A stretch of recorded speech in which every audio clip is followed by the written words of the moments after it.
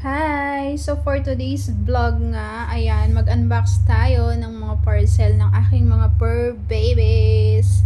Orderan ko nga pala sila ng mga bago nilang toys at mga ilang gamit na kailangan nila. Una ko nang in-order tong lagay nila ng food, lalong-lalo na pag nasa loob sila ng cage. At ilalagay ko to sa kanilang foldable cage. Ayan, lalong-lalo na pag umaalis kami, pwede mo lang yung isabit sa loob ng cage niya. Next naman dyan, nag-order din ako ng toys. Yung parang bola na meron siyang parang siso sa ibabaw. Tapos may mga feathers pa yan. Ayan, nagkitan ako sa toys na yan kaya binili ko. Naisip ko magugustuhan talaga to ng aking Beba Dylan. Ayan nga, oh. Pinalaro ko na kaagad sa kanya pagkabukas ko. Ayan, kita nyo naman, super nagustuhan niya yung kanyang bagong toys. Diba? Na ano pa siya dyan? Na-amaze at naku-curious pa siya dyan kung paano laruin yan. So, ayan. Na masaya akong makikita na nilalaro na niya yung kanyang toys. O, diba? Additional na naman sa magiging kalat dito sa loob ng bahay yung kanyang toys. And then, next, eto namang isa pang toys. Ayan. Nakalimutan ko yung tawag sa toys na yan. Basta, ayan. Hawakan mo siya sa dulo and yung kabilang dulo niya is gumagalaw-galaw lang siya. Para siyang malambot na alambre na may pabitin na fish. Ayan. So, tuwan-tuwa si Elvis dyan. Pinatry ko na nga rin kay Elvis dyan yung laruan ni Dylan. So, hindi niya bet. Ang bet niya talaga itong may palawit na fish. Ayan. Akala niya siguro, naiisip niya, totoong fish to, huhulihin ko yan, kukunin ko yan, hahabulin ko yan. So, yan.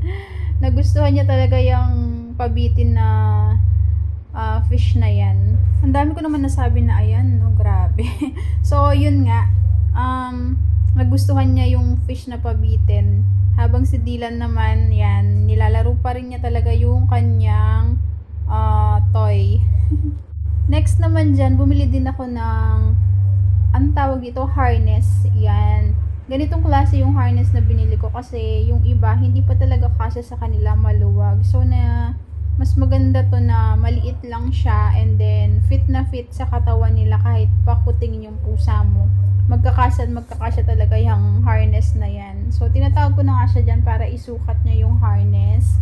Black yung kinuha ko kasi nung una nakabili na nga ako ng kulay blue para kay baby Beba Dylan.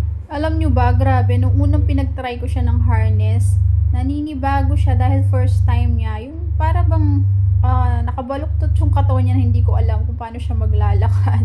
Para siya nagmamarch. Ayan, gaya niyan. Ganyan siya maglakad nung first time yung mag-harness.